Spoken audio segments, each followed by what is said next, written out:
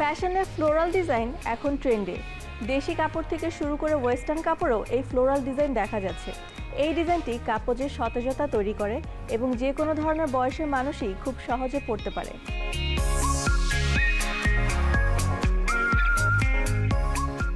এখনকার দিনে মানুষজন সবাই ফ্লোরালটাই দেখছে, কারণ মেয়েদের ক্ষেত্রে কী হয় যে একটা ফ্লোরাল মানে যে ফ্লোরাল প্যাটার্নটা বলেন, এই প্যাটার্নটা কিন্তু মেয়েদের কিন্তু অনেকজনের কাছে পছন্দের, কারণ আমরা যেরকম ফ্লাওয়ার্স পছন্দ করি দেখা যাচ্ছে ফ্লোরালটা আমাদের কাছে ভালো লাগে।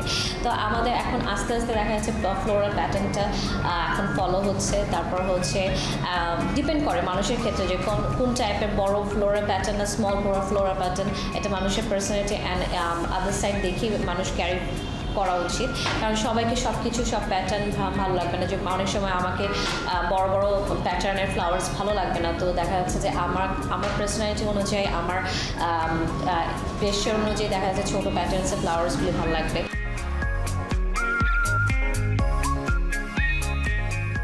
এখনকার দিনে ফ্লাওয়ার প্যাটার্নটা আসছে, আরও প্যাটার্নস কি অ্যাড অন হয়েছে, প্লাস হচ্ছে যে কালার্সও অ্যাড অন হয়েছে। এখন কালার্সগুলির মধ্যে আমাদের একটা ভ্যারিয়েশন আছে, যেরকম হচ্ছে যে আমরা সকালবেলা কী করি, মর্নিং সেশনের মধ্যে আমরা একটা সুদিং কালারই পছন্দ করি, যে কালারটা আমরা ইভিনিং একদম ডে টাইম পর্যন্ত ক্যারি ফরওয়ার্ড করি।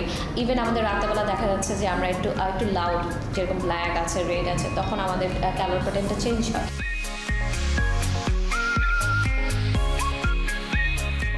আমাদের সবসময় একটু মাথায় রাখতে হবে যে ডে বা নাইট কোন টাইপে কখন আমরা আমাদের আউটফিটটা চুজ করছি। এটার সাথে সাথে আমাদের মেকআপটাও এটার মধ্যে ভ্যারি করে, কারণ হচ্ছে যে ডে টাইমে আমাদের সবসময় আমরা ট্রাই করি যে সুদিং টাইপের একটা লুক থাকা, একটা মিনিমাল লুক থাকা, এত লাউড না। আমরা যখন নাইটে কোনো পার্টি বা কোনো ইভিনিংসে অ্যাড হই বা ইভিনিংসে অ্যাটেন্ড করতে যাই, তখন দেখা যাচ্ছে আমাদের একটু loud colours like black, red, royal blue, এটার সাথে দেখা যাচ্ছে আমাদের ওই টোনের কাছাকাছি একটা মেকআপ দেওয়া। তো ওই মানে আমাদের কয়েকটা জিনিস আছে যে সিচুয়েশনের উপর ডিপেন্ডই করে।